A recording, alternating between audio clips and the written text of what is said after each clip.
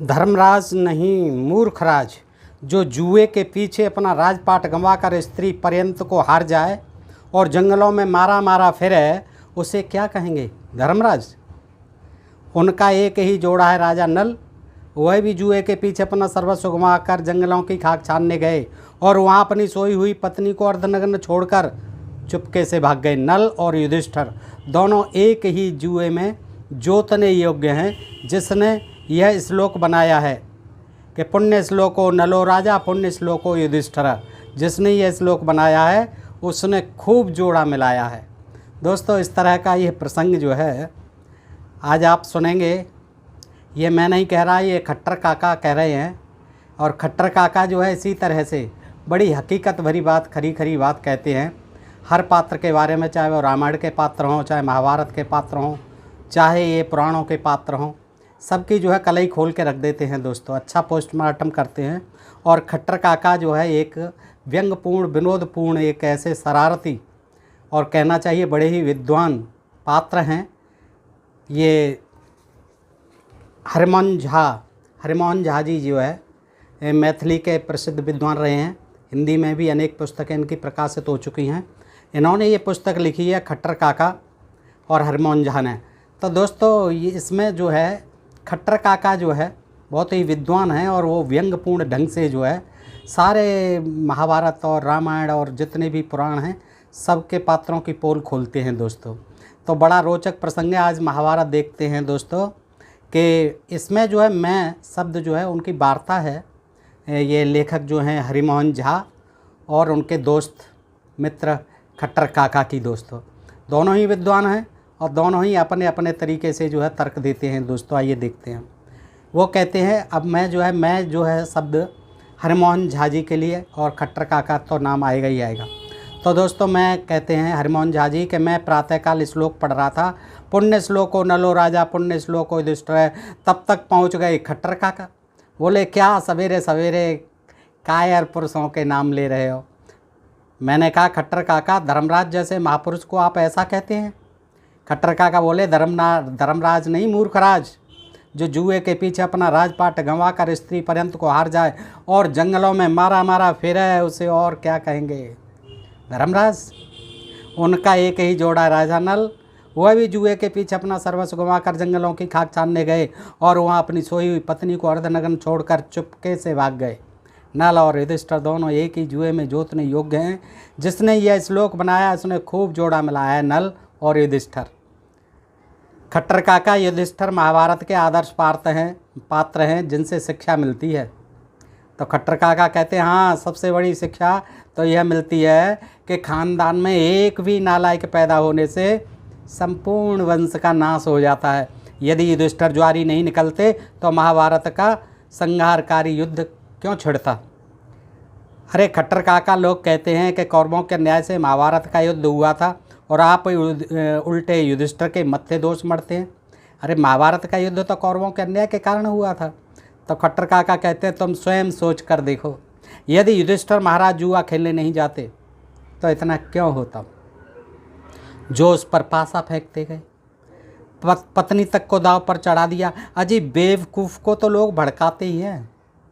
उन्हें भड़काया था दुशासन ने, शकुनी ने, तो भड़काने में क्यों आ गए।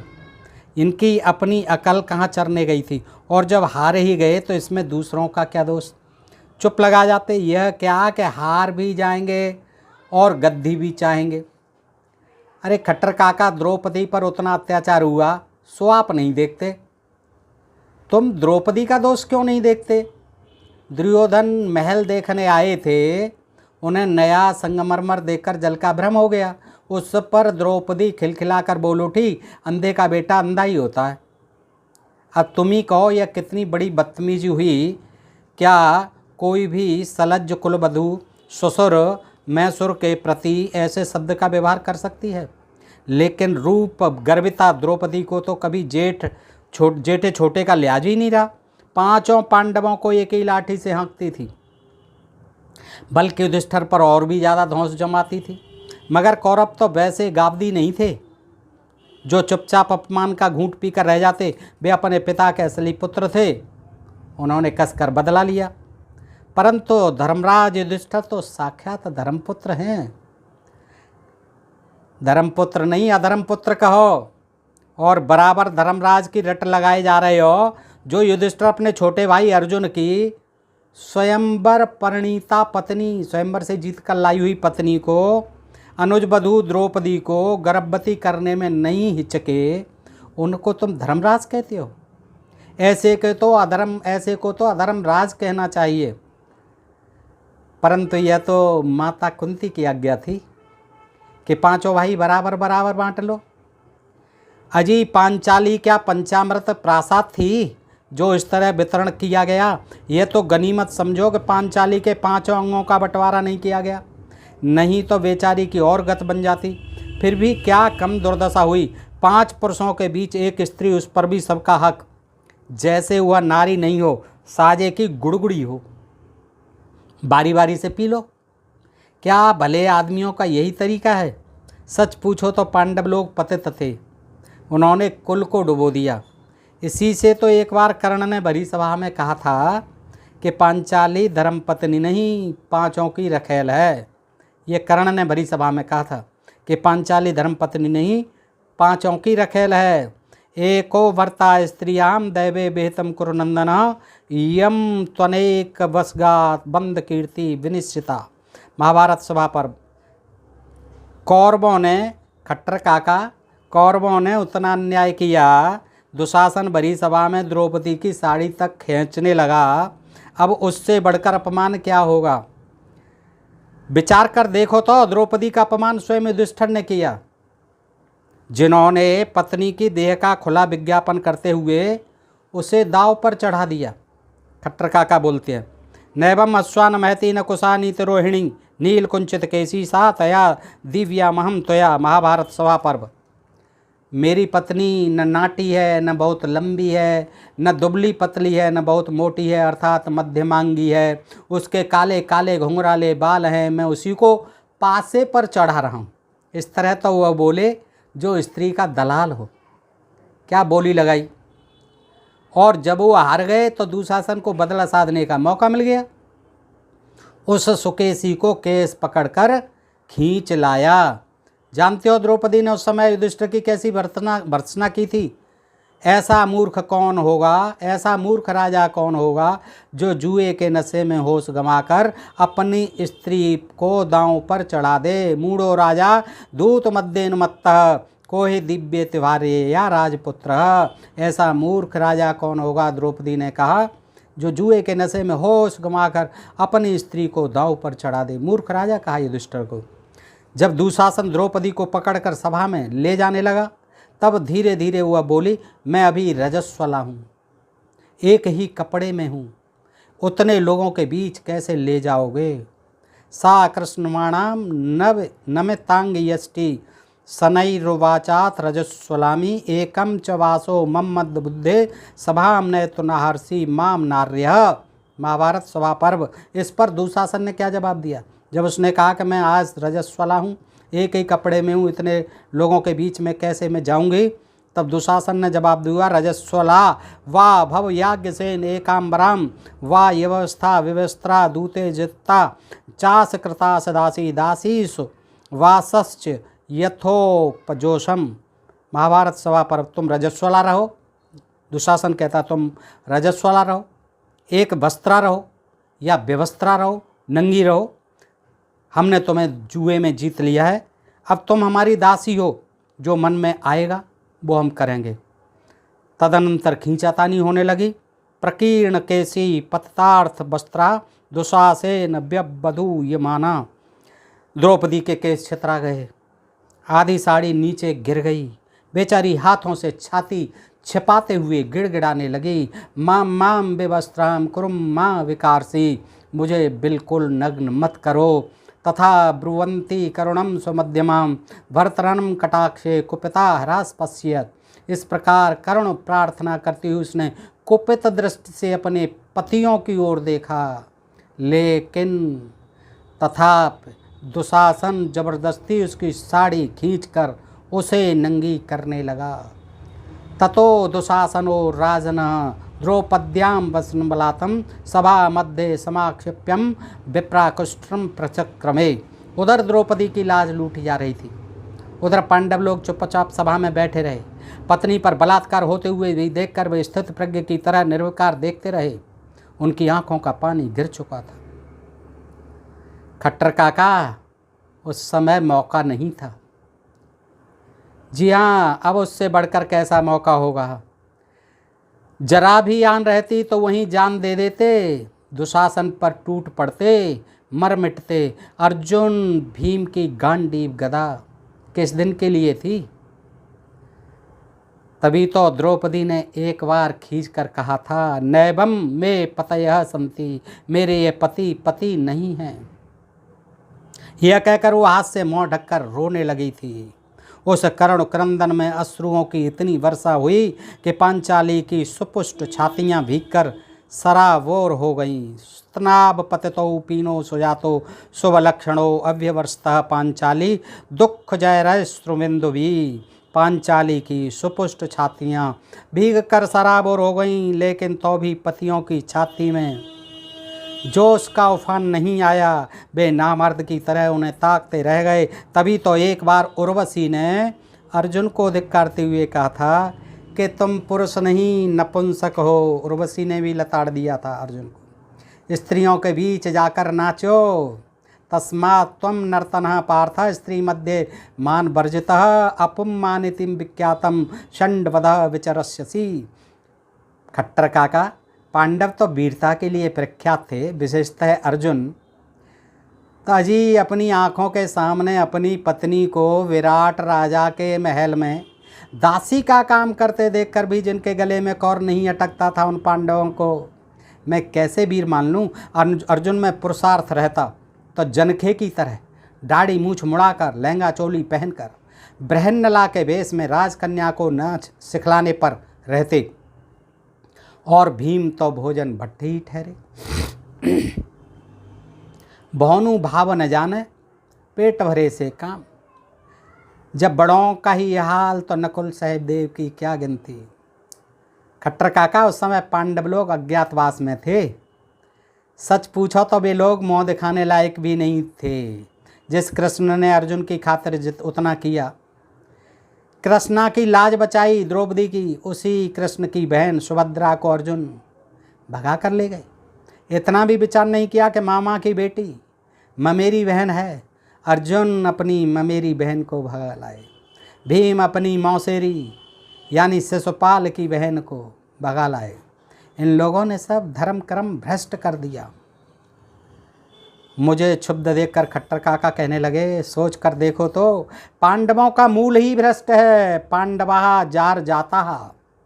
पांडवों के पिता पांडु स्वयं अपनी पत्नियों कुंती माद्री से पुत्र उत्पन्न करने में असमर्थ थे। अतः पांचों देवताओं को आह्वान कर पंच पांडवों की उत्पत्ति कराई। अजी इससे तो पांडव निसंतान ही मर जाते तो अच्छा था। जिसके 100 भतीजे हों उसे वंश बढ़ाने की इतनी लालसा क्यों, और सो भी दूसरों के भरोसे। यदि पांडु भी भीष्म की तरह संतोष कर लेते तो राजगद्दी के लिए झगड़ा ही नहीं उठता। धृतराष्ट्र के पुत्र राष्ट्र को धारण किए रह जाते, लेकिन पांडु की आंखों पर तो पीलिया छाया हुआ था। उनके जारज पुत्रों ने कुल को भसा दिया। खट्टर काका भी पांडवों पर लगे हुए हैं, मैं उनके साथ क्या बहम करता। पुनः स्त्रोत पढ़ने लगा। अहिल्या द्रौपदी तारा कुंती मंदोदरी यथा पंचकन्या स्मरे नित्यम महापातक नाशनम। खट्टर काका फिर टोक बैठे। अहिल्या द्रौपदी तारा कुंती मंदोदरी ये पांचों तो शादीशुदा थीं, तब पंचकन्या क्यों कहते हो और उन्हें प्रातः स्मरणीय क्यों समझते हो। मैंने कहा पतिव्रता थीं, तो खट्टर काका बोले इनमें कौन पतिव्रता थीं। अहिल्या ने ऐसा कर्म कौन सा किया कि पाषाणी हो गई। ऐसा कर्म क्यों किया कि पाषाणी हो गई। तारा और मंदोदरी अपने देवरों की अंकसायनी बनी, और कुंती द्रौपदी की तो बात ही निराली है। पंचभि कामिता कुंती पंचभि द्रौपदी तथा सतीति कथ्यते लोके यशो भाग्ये न लभ्यते सुहासतम। सास ने 5 का तोप रखा तो फिर बहू क्यों पीछे रहती, वह भी 5 की दुलारी बनकर रही। अजी द्रौपदी निरंतर पतियों को ताश की पत्तियों की तरह बदलती रही। स्वयं लाल पान की बीवी बनकर पतियों को गुलाम बनाए रही। वह पति के कंधे पर चढ़कर चलने वाली पत्नी थी। एक बार वन में चलते चलते गिर गई तो युधिष्ठिर रोने लग गए। किमिदं द्यूतकामेन मया कृतं बुद्धिना आदाय कृष्णाम चरता बने मृग गणायुतो सेते निपतता भूमो पापस्य मम कर्म भी। छे मैं कैसा मूर्ख निकला कि जुए के फेर में पड़कर आज ऐसी सुकुमारी राज कन्या को लेकर जंगली जानवरों के बीच वन में भटक रहा हूँ। मेरे ही पाप के फल से बेचारी भूमि पर पड़ी हुई है। भीम नकुल आदि उसे गोद में उठाकर ले चलने को तैयार हो गए। एक पत्नी होकर रहती तो ऐसी खातिर होती। पंच पत्नी ने प्रत्येक पति से एक एक पुत्र प्राप्त किया।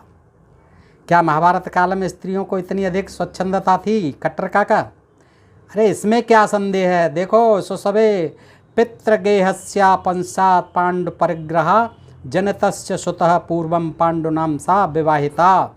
कुंती जब कुंवारी थी तभी पुत्र प्रसविनी हो चुकी थी।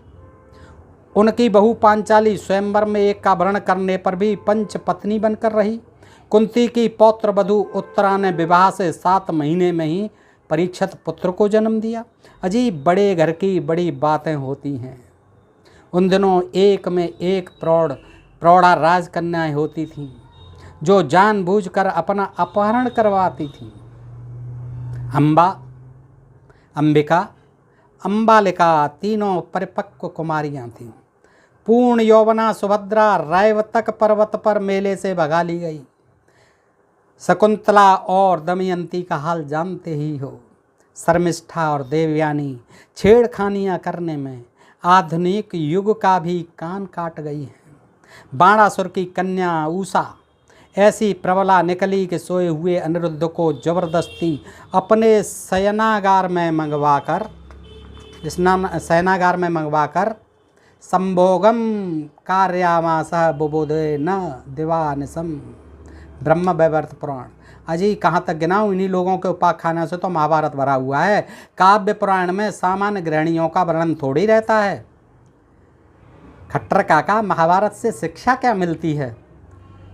तो एक शिक्षा तो मिलती है, खट्टर काका बोलते हैं कि एक शिक्षा तो मिलती है कि स्त्री सुदुष्टास वार्षण्य जायते वर्ण संकर कुलच्छये प्रणश्यंती कुल धर्मा सनातना। गीता 1/40-41। जब कुल की स्त्रियां दूषित हो जाती हैं तो वर्ण संकर उत्पन्न होते हैं और वे कुल का नाश कर देते हैं, जैसे पांडु के पुत्रों ने किया। पांडु के पुत्र सारे वर्ण संकर थे।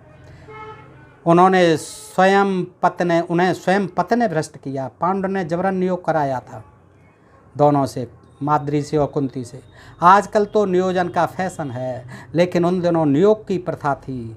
अर्थात पुत्र प्राप्ति के लिए परपुरुष से समागम करने का विधान था, क्योंकि उस समय अस्तित्व रक्षा से अधिक वंश रक्षा का महत्व था।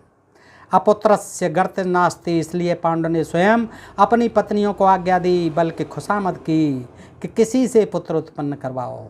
देखो वह कुंती को कैसे समझाते हैं। पत्या नियुक्ता या चैव पत्नी पुत्रार्थ में च न कर्ष्यति तस्यास भविता पातकम भुवि। आदि पर्व महाभारत।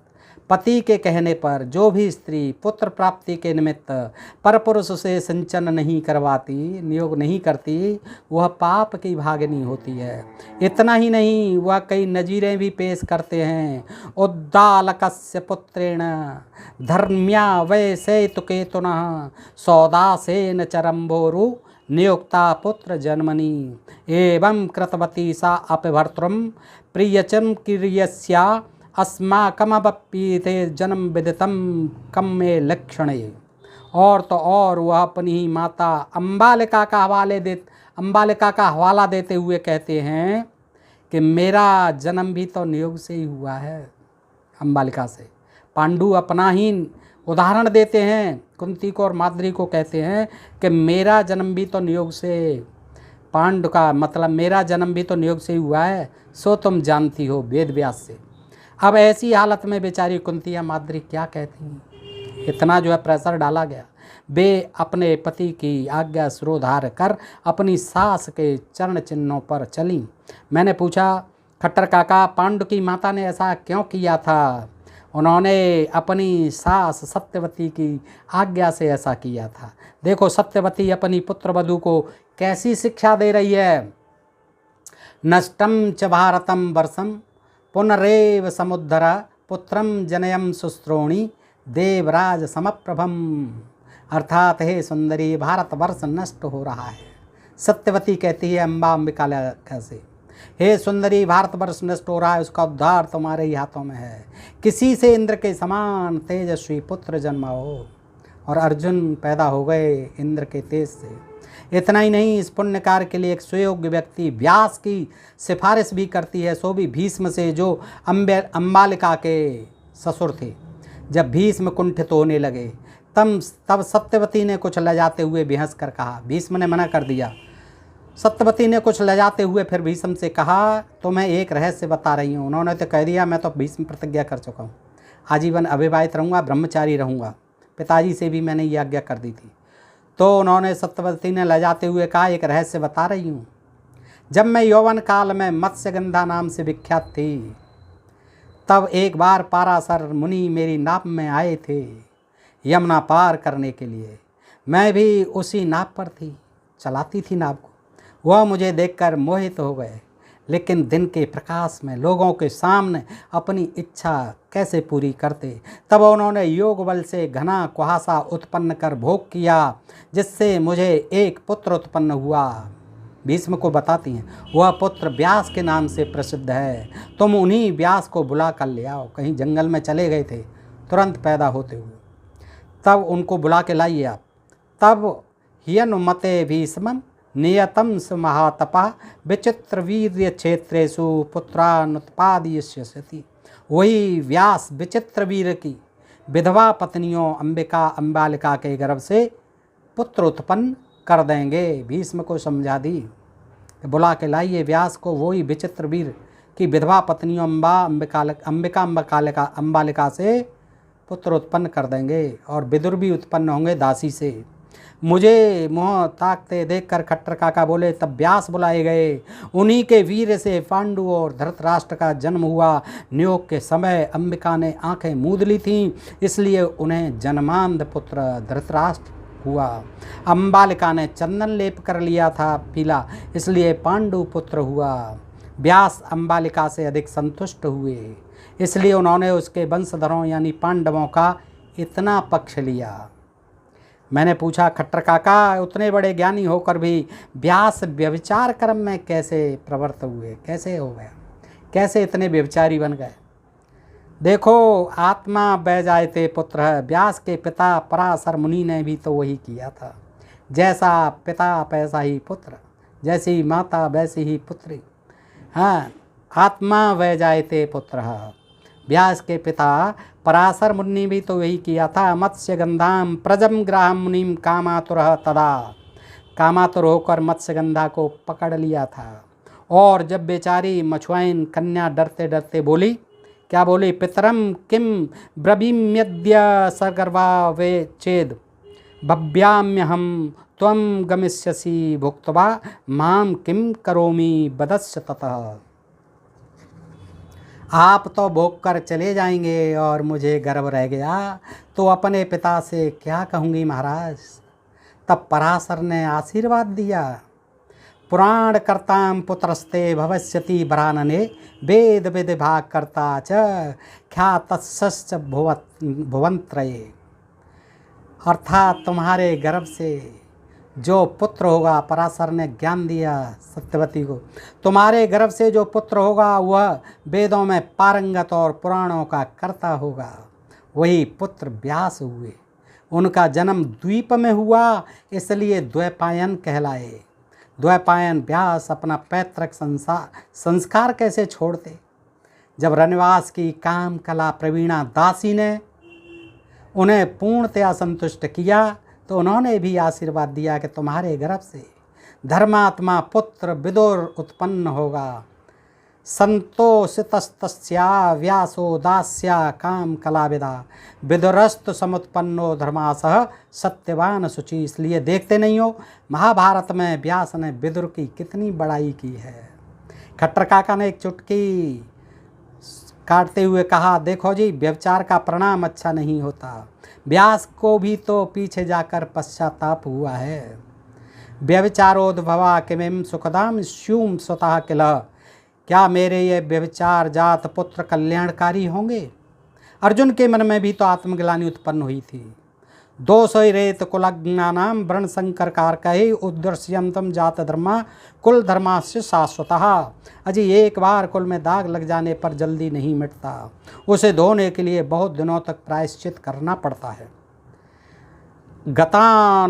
गतानुगतिको लोकः सत्यवती से अम्बालिका ने सीखा, अम्बालिका से कुंती ने सीखा, कुंती से द्रौपदी ने सीखा।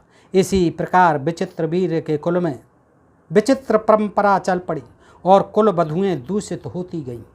उनके वर्ण संकर पुत्रों ने जो कुल ध्वंस किया वह तो विदित ही है। महाभारत मनन करने की वस्तु है, उसमें क्या नहीं है। यन्न भारते तन्न भारते। परंतु महाभारत के असली सूत्रधार तो श्री कृष्ण थे खट्टर काका।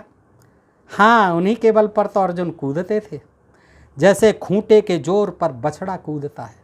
धर्म युद्ध होता तो पांडव लोग कभी नहीं जीतते, लेकिन छलिया कृष्ण ने वैसा नहीं होने दिया। महाभारत में आदि से अंत तक अधर्म युद्ध हुआ है। कर्ण, द्रोण, भीष्म, जयद्रथ सबका वध तो अन्याय से ही किया गया है। फिर भी गीताकार कहते हैं धर्म क्षेत्रे कुरुक्षेत्रे। मुझे तो यह सरासर व्यंग जैसा मालूम होता है। धर्म क्षेत्रे कुरुक्षेत्रे। व्यास ने कहा यतो धर्मस्ततो जयः, लेकिन महाभारत में यतो अधर्मस्ततो जयः, जहाँ धर्म है वहीं जय है, ऐसा हुआ। इसलिए तो वह जय भी क्षय के रूप में परिणत हो गई। खट्टर काका, महाभारत का मूल कारण हुआ दुशासन द्वारा चीरहरण, न कि कौरवों का कोई दोष नहीं था उसमें। दुशासन द्वारा हुआ चीरहरण, उसी के परिणाम स्वरूप महाभारत हुआ। हाँ, दुशासन ने एक चीरहरण किया, उस पर तो महाभारत मच गया। और श्री कृष्ण ने उतना चीरहरण किया सो शुद्ध भागवत बनकर रह गया। परंतु कर्म का फल एक न एक दिन भोगना ही पड़ता है। जिन्होंने गोपियों के साथ उतना रास रचाया, उनकी स्त्रियों को भी अंत में अहीर लोग लूट कर ले गए। कृष्ण पल्य तदा मार्गे चौराभिरश्चम लुंटता धर्मं सरम ग्रहीतम च निस्तेजास अर्जुनो अभवत।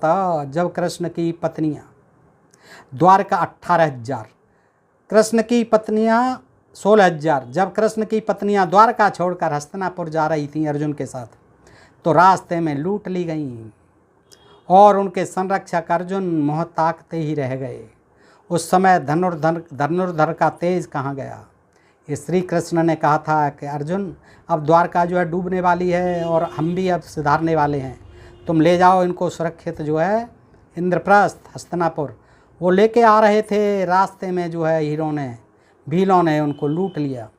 उस समय धनुर्धर का तेज कहाँ चला गया अर्जुन का? अजी काल गर्भ प्रहारी होता है, किसी का घमंड नहीं रहने पाता। नियत की अद्भुत लीला है। जिन्होंने जीवन भर उतने असुरों का वध किया, वह श्री कृष्ण अंत में एक बहेलिए के तीर के शिकार हुए। हर एक पेड़ के नीचे हिरण के धोखे में मारे गए और उनकी राज महिषियाँ मवेशी की तरह लूट ली गईं। पैर पर पैर रख करके सोए हुए थे। बहेलिया जो है वाली आ गया बन करके, जिसको को छिप करके मारा था राम ने। उसने जो है शिकार समझा अपना हिरन, क्योंकि उनके पैर का पदम चमक रहा था। उसने बाण चला दिया और श्री कृष्ण जी धराशायी हो गए। तो बहेलिए के तीर के शिकार हुए, हर एक पेड़ के नीचे हिरण के धोखे में मारे गए और उनकी राज महिषियाँ मवेशी की तरह लूट ली गईं। पटरानियाँ, रानियाँ सब लूट ली गईं। इसे विधि विडम्बना कहा जाए या कर्म विपाक। श्री कृष्ण ने कुरुक्षेत्र में भाई भाई को, सगे संबंधियों को, आपस में लड़ाकर कुरुवंश का संहार करा दिया। कौरव पांडव युद्धम च कार्यामास भेदतः भुवो भारावतरणम चकार यदुनंदन। लेकिन यदुनंदन को उसका क्या फल मिला? उनका अपना यदुवंश भी उसी तरह नष्ट हो गया। कुरुक्षेत्र का बदला प्रभास क्षेत्र द्वारका में मिल गया। पुत्र अयुद्धन पितृभि मातृभिश्च मित्राणी मित्रे सुहृदम सुहृदभि। भाई भाई बाप बेटा सब इस तरह आपस में लड़कर मर मिटे कि वृषनि वंश का विनाश हो गया। रहा न को कुल रोवन हरा। अजी विष वृक्ष का फल विष ही होता है, अमृत नहीं। जो अन्याय करता है सो अंत में गल ही जाता है। तभी तो पांडव लोग हिमालय में गल गए। युधिष्ठिर के साथ राजपाट तो गया नहीं, गया तो एक कुत्ता। भ्रात विरोध से नरसंहार से क्या फल मिला? लेकिन तो भी तो हम लोगों की आंखें नहीं खुलती हैं। भगवान न करें कि भारत को फिर कभी उस तरह का महाभारत देखना पड़े। दोस्तों, यह प्रसंग जो है मैं समझता हूँ बहुत रोचक है और आपको अवश्य पसंद आएगा। दोस्तों, पसंद आए तो अपने दोस्तों को भी बताएं, शेयर करें। दोस्तों, महाभारत की यह पोस्टमार्टम खट्टर काका ने बिल्कुल जो है अपने शब्दों में खरी खरी सबके प्रति कह दी है, बेबाक रूप से।